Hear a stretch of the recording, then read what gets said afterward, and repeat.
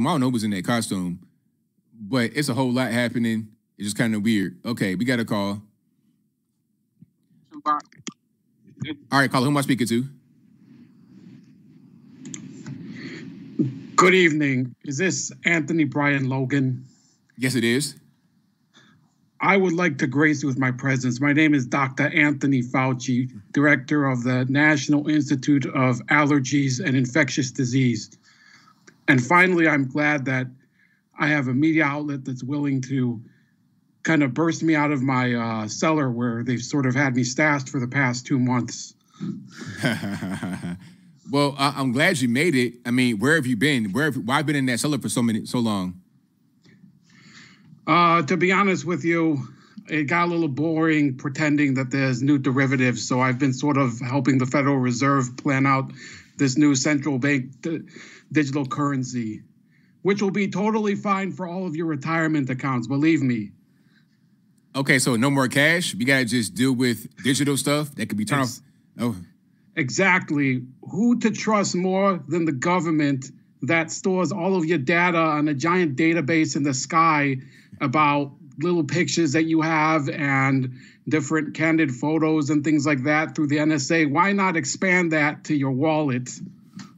Yeah, it's not really a good idea. I don't think so, because it could be a power outage, it could be anything, or they could just magically lose my data, like Hunter Biden's laptop got lost magically.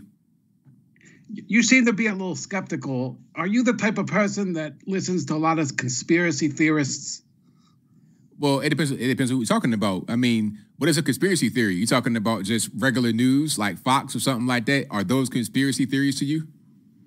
No, I think the type of people that spread conspiracy theories, for example, that there seems to be some trend of a lot of people actually being more infectious with the vaccines than they would be without them. You know, those types of people. Oh, okay. I mean, I have heard that. I mean, is that impossible because, I mean, you are getting a piece of the virus, and the virus can mutate and potentially attack those who have the vax more than those who don't have the vax. So that's possible, right? No, it's absolutely impossible. In fact, I'm going to do a handwritten fact check right now across the screen on this broadcast. Of course, you know, you can't see it, but I have my stylus here, and I'm going to fact check it that it's false, because the NIH says that that is unverified.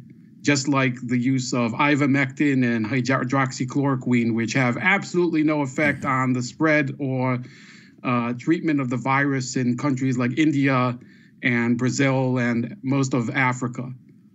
But how do you explain the very low rates over there of the virus, where they already have IVM and HCQ over the counter? How do you explain that they've not really been affected by this as much as the U.S. and whatnot? Listen, I listen to a nice gentleman named David Pakman, and he likes to use a mantra called correlation does not mean causation. So there you go. So, I mean, what's the actual cause then? It's got to be something.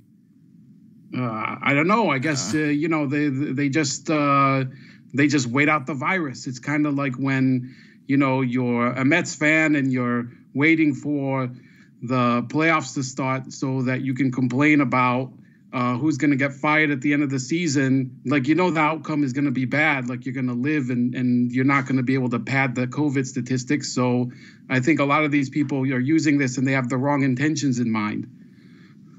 Oh, okay. I mean, that makes sense. I mean, I have heard about, you know, some really good stories about these drugs saving lives. There was one lady in Michigan, I think she was a house rep, maybe local house rep, who said that HCQ literally saved her life, but they were trying to keep it from her because they said it didn't work, but it worked for her. So it does work sometimes. Listen, that should be a cautionary tale, ABL. I recommend this. To the contrary of the lady that you just mentioned, she should have stayed at home, drawn the shades, watched a lot of Netflix or perhaps Amazon Prime, ordered a lot of Meat Lovers pizzas and a bunch of Jolt Cola, stayed in the house and stayed away from all of those evil pathogens that are just being spread by irresponsible people. Oh, just stay locked up forever, just in your own prison, never leave again. Anyway, I gotta go. Okay. We have a bocce game. Me here and Chris Cuomo also here in cold storage. All right. Well, have fun with your game, and thank you for calling in. I appreciate you. Thank you, ABL. I hope to speak to you again. All right now. All right. Shout out to the caller, Dr. Anthony Fauci, ladies and gentlemen.